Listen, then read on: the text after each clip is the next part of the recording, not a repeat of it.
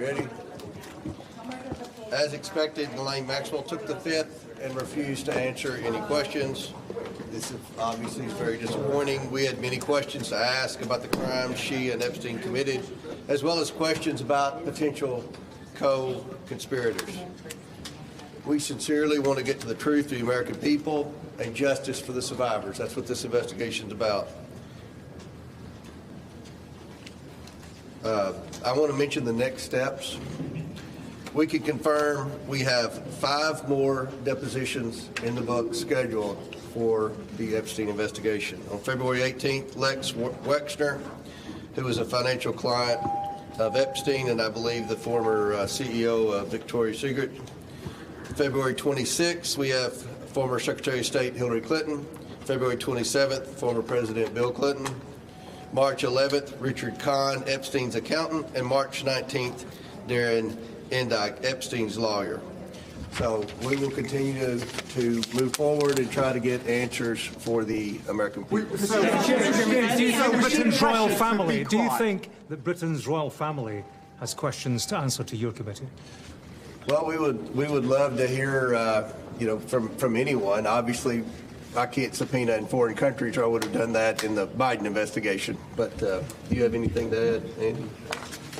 I'll just add one thing that the attorney for Ms. Maxwell said that she has no indication and would say that neither Presidents Trump or Clinton are culpable for any wrongdoing, and that's one thing they said in his opening statement to us today. But isn't it clear? Was Ghislaine Maxwell put under pressure to stay silent?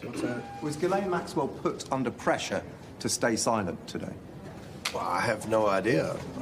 Is that your suspicion? How would I have no idea. I mean, she was given an opportunity.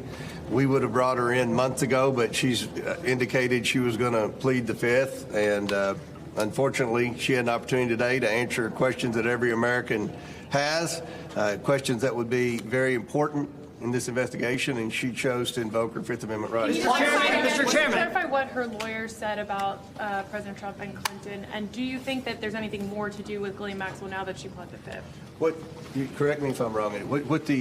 Just to be clear, what her attorney said, Maxwell didn't say. Her attorney said that she would answer questions if she were granted clemency by the President Trump, and that she went on to say about Clinton and but he went on to expand that. The other thing is he pointed out a number of times that she has a habeas corpus petition pending for a new trial and release, and that's why she is not going to answer questions. Mr. Chairman. I know that those conversations are ongoing. They would like them to be public. Is your understanding still that we're looking at those same February dates and they're going to be private? Yeah, that's what they agreed to, and they will be public, just like this will be public hopefully very soon. We've released every transcript and every video and audio of every deposition we've done since I've been chairman of the committee. Mr. Chairman, does the committee have any plans to subpoena Commerce Secretary Howard Lutnick, given the revelations we're about going to his try to get relationship? these 5 nailed down. We've got a lot of very important people we're trying to bring in to answer questions. We don't want to do anything to jeopardize the 5 that we have on the book. So we'll see what happens here, and we'll move forward. Do you have concerns We're about? interested in talking to anyone that might have any information that would help us get justice for the survivors. Yes. Mr. Chairman, thank you. On the disagreement with the Clintons about closed-door videotape testimony versus public hearing, are you concerned that this will be enough to restart contempt proceedings, or do you think you'll come to a resolution? I mean, they said they agreed to a standard deposition. That's what a standard deposition is. Every time I've come out here for a press gaggle with you all, we've had a standard deposition. So this is how depositions work, and it will be made public. So they want a public deposition this is what they're Mr. going Chairman, can I ask you about Ilhan Omar for a Can I moment? ask you a question Mr. Chairman, about your Ghislaine Maxwell? investigation of Chad. Thank you. Your investigation about Ilhan Omar. Why are you targeting her when there is a Ilhan Omar?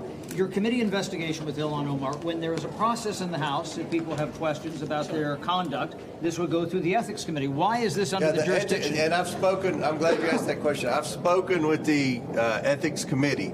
The Ethics Committee has jurisdiction over members of Congress. The two businesses in question are owned by Ms. Omar's husband. So the Ethics Committee does not have jurisdiction over a spouse, only a member. So that's why we just asked, we would have questions. I don't think anyone would. But it would pertain to her overall finances, because that is listed on her financial disclosure report, even though that's her spouse. We've run this by the Ethics Committee, and we think this is the appropriate route. So, and we'll do one more question. One Yes. question on Yes, Maxwell. just going back to the Clinton deposition, sorry for space. I understand that you're going to release the transcripts, you'll release the video. course. Why is there reticence to just have it be public, since the Clintons, look, they are not your typical people being deposed? When you say public, what do you mean? I mean, it's going to be the video, and we'll release it. The public will see every second of the deposition. That's. But not I at think the they're time trying that to it muddy the. happens. What's that? But not at the time that it happened. So what's the reticence? What, a few seconds later? I mean, I think the Clintons are trying to muddy the waters and create a false narrative, like depositions behind closed doors. That deposition was behind closed doors, but you had at least 10 members of Congress in there, and you'll have the video, I hope, very soon. Can I ask you one more question on Ghislaine Maxwell? Yes, but go ahead. All right. Ghislaine Maxwell, we know from the Epstein files, didn't tell the truth. She got moved to an open prison. Now she's asking for clemency to speak at all. Was it a mistake to move her to that prison? Should she be moved back? I don't know the rationale for moving her from one prison to the other, but look, initially she had asked that the Oversight Committee grant immunity, and when we met with the survivors of Epstein, it was pretty clear, according to the survivors, and you know, we had 20-some members in that meeting, that Maxwell was a very bad person, and she committed a lot of crimes. And it was the intent, in my opinion, when we left that meeting in a bipartisan manner, that we would not grant immunity. Now, what she said today, she's asked for clemency from the president. So I personally, for the reasons you just stated, don't think she should be granted any type of immunity or clemency.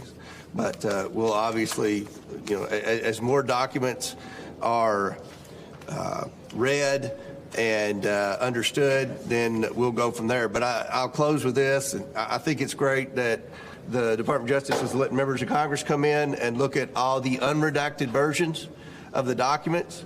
Attorney General Bondi is doing what she was supposed to do via our subpoena first on the House Oversight Committee, as well as the Epstein Transparency Act.